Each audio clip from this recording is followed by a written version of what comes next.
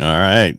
Thanks for being here today. It's Thursday. Hey, Bobby. Thanks for being here. Yeah, my pleasure always. Yeah, I think we took a week off, if I remember right, because I was gone or whatever. It's been a blur the last 3 weeks, except for this. It was weird because I'm right into stuff, but I apologize. But I was getting worried about the market with not for about 2 weeks or so. I'm like, there's like nobody hitting me up for stuff. What's going on? Yeah. And then all of a sudden, bam!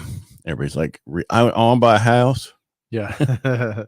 I need some money for this. My car broke down. This broke down. Well, we're not doing a refinance, so let's just do a second and get that done for you. Yeah. And then you'll refinance both those later.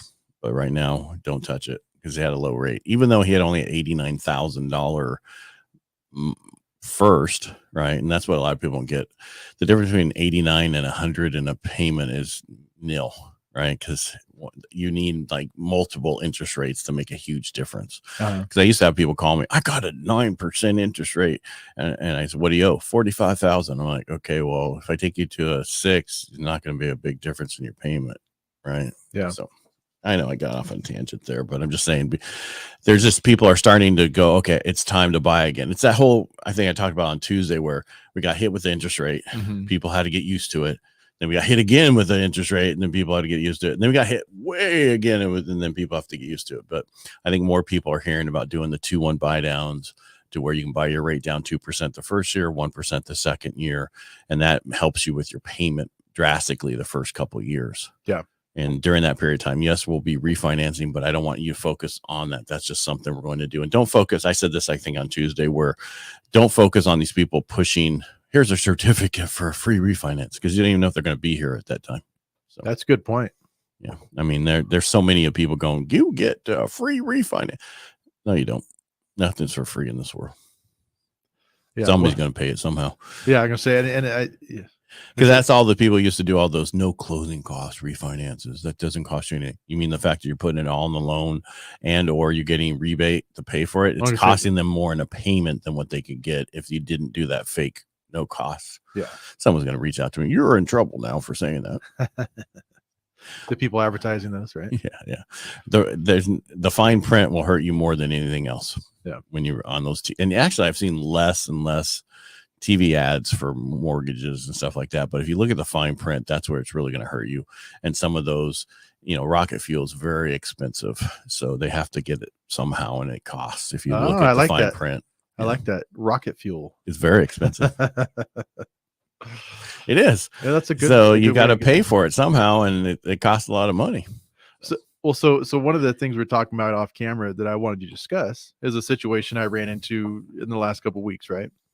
So I have a seller who owns her house outright, probably going to clear about $475,000, and they might need to take out a loan for say up to $60,000 because we want to upgrade to a newer home in a newer neighborhood, right? Mm-hmm. So I know in the past you've talked about how that's difficult, and I just want to see if you could kind of elaborate on that. Well, it's just there's this thing that came out from 2008 that it's called qualified mortgage that it has to go through and it has to pass the QM test, and it's really hard on low loan amounts because there's only like a 3% rule, then there's a 5% rule, which is the cost of the refinance, and a lot of people go, that's a lot of. The problem is they go off of the purchase price and certain things on there. Yes, the title insurance is going to go off of the loan amount, but the escrow fees are not. The other stuff are not. So all those come into play, and it's just harder to do it. And this, when it first came out, a lot of places in the United States couldn't do a $60,000 loan or $80,000 loan.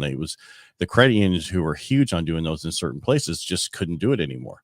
Yeah. And so it's easier to get a loan. So I always just say do a loan for 120, make a few payments, and then pay it down to where you're at. Yes, your payment's going to be a little bit higher, but you'll pay it off faster.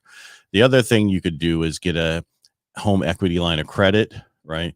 So you pay everything you have down. You get a HELOC you do a line of credit for 150, but only draw the 60 that you need to make the difference in your payments. And then that will be interest only for the first 10 years. And then you can, make the payments to pay it off. Or you can do, I know I'm doing a lot of these too. The other one is a HE loan, which is just a $60,000 second, even though it would be a first, but it would be on there. Okay. Are you following me here? Yeah. So I was just thinking, like with the HELOC, right? You said for the first 10 years is interest only. Mm-hmm. So then do you have a balloon payment at the end of that 10 No, years? it turns into a fully amortized 20-year loan. Oh. The difference with a HELOC is it's adjustable. HELOAN is a fixed rate. Yes. Gotcha. So I would try to do the regular first, but if it's an issue for the lender, then I would say there's creative ways to do it. Gotcha. The other thing I would say to do is to having car payments, credit card debt, anything else, pay all that stuff off with the stuff and then get a new loan for 120. Right. Most people have car loans or credit cards for 60 grand, not you, but other people. That was not a Nick. I know you're sweating over there going, oh my God. No, I was like 60 grand in credit card debt. Good Lord. Well, the car payments. I mean, right now, the average car interest rate, 7% for a purchase. I'm sorry, 9% for a new car purchase, 7 to 9. And then used is like 10 to 11. Yeah. So that's average car. An average car payment is now $1,000 a month. That's so crazy. An average car. That's not a $80,000 car. That's like a $45,000 to $50,000 car because the interest rates are up. So I'm getting at is, yes, it might make more sense because I had somebody reached out to me about doing a refinance. I think I talked about before, and it was a low amount because he needs a car now. He needs this. It was better to do a HELOC or a HELOAN. I'm sorry, he took out so much, and it's a fixed rate for their going forward. We'll refinance it later, but you just have to right now see which is the cheapest way to do it. Yeah. Or least expensive, if you want to use the right terms. So right now, your question and your answer, it's because I know a lot of people go, I'm going to sell my house for this amount of money, and then I'm going to screw the next person. Yeah. Right. It doesn't work that way. You either get both screwed or you both do a good job. It's a kinder, gentler world right now when it comes to selling your home. So be that way. Be the same way that you want to be treated, right? So if you want a good deal, if you want a good deal on selling your home to a buyer and you got a good deal, do the same to the next person. Don't try to take advantage. Yeah. And the scenario here was they were under the impression that for some reason the market and the seller owed society a debt to them, and they were going to take an offer for 60 grand less. Would they take it for the 60 grand less of their house? I put the same scenario to that person, and they said I'd tell them to go take a hike. Well, that's the answer we're going to get. Yeah. Johnny called me the other day. Not that was who that was. I'm just saying, and he's like, I'm so glad we bought when we did. We get perfect timing. Yes, it was. But there is not usually a perfect timing ever to buy a house. It's when you're ready to buy a house. Yes, but rates might be a little higher. You might be paying more for it. That's okay. In 30 years from now, it's not going to matter. Right. The house will be paid off. Everything's on. It doesn't matter. But if you can afford the payment, you can afford that. Get it right now because you're going to have a fixed payment for the rest of the time. Rents are going to keep going up, at about 8% a year, at least. Oh, minimum. Yeah. Yeah. So, I mean, that's going up. You can plan on that. But the one thing that won't go up is your payment on your purchase. And I'll tell you with rents, man, if they can't find a way to squeeze more money out of you as far as like the rental rate, they're going to keep passing on more of the maintenance costs of the property, right? They'll figure out ways, besides utilities. Well, they're hoping everybody gets priced out, so they all have to rent, and they have renters forever. It's Potter's World. Yeah. If you don't know what Potter's World is, you didn't watch It's a Wonderful Life. We're close enough to Christmas. I think people are going to be like, that's right. Yeah. Potter's, he's running everything. Yeah. SNL did a skit once about what happened afterwards. They found out that it was Potter who had the money. Yeah. They go in and they beat him up and everything. It was pretty fun. Back when SNL was funny. When it was good. Yeah. Back in the 90s. When it wasn't politics. Yeah. When it was back in the 90s. Yeah. All right. Well, cool. Well, I appreciate it, Ed. I know it's kind of a tricky spot, for people that own a house outright. They're right. Obviously they don't want to take out a loan, but if they do, it's not going to be a large loan. And so that's how you can kind of get around it. Well, I have some other people who are moving out of state. I'm like, keep your house and rent it out. And they're like, what can you rent it for? Oh, we just were told $2,900 a month. So that's an extra $1,000 more than what your house payment is and insurance and taxes. And that they own 2 other houses in another state. They're moving in one, the other one's rented.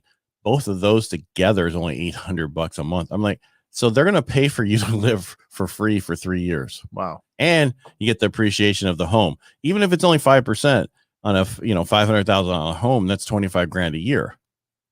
right? They're going to be more than that, but that was just an example. I don't want to go 22%. It's going to be this. Yeah. But so look at your scenario. Maybe you want to keep that house as a rental and buy the other house with half the money. You follow me? In your situation where they want to buy that other house, but I'm sure they don't want to rent their house that they have now. We don't want to be a renter. Or a landlord. I understand that. Yeah. But yeah, I don't know what to tell them. You can't take advantage of the next person if you're not willing to be taken advantage also. Exactly.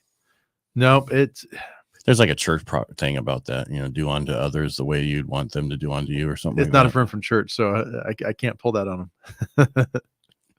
No, you don't have to say that part of the thing. You just say, I remember someone saying, do unto others the way you want to be treated. When I would tell them, treat other people the way they want to be treated. Either way, it's a universal proverb. Doesn't matter, right? That's right. All right. Make it a great day. And thanks for being here, Bobby. Thank you. Everybody be careful.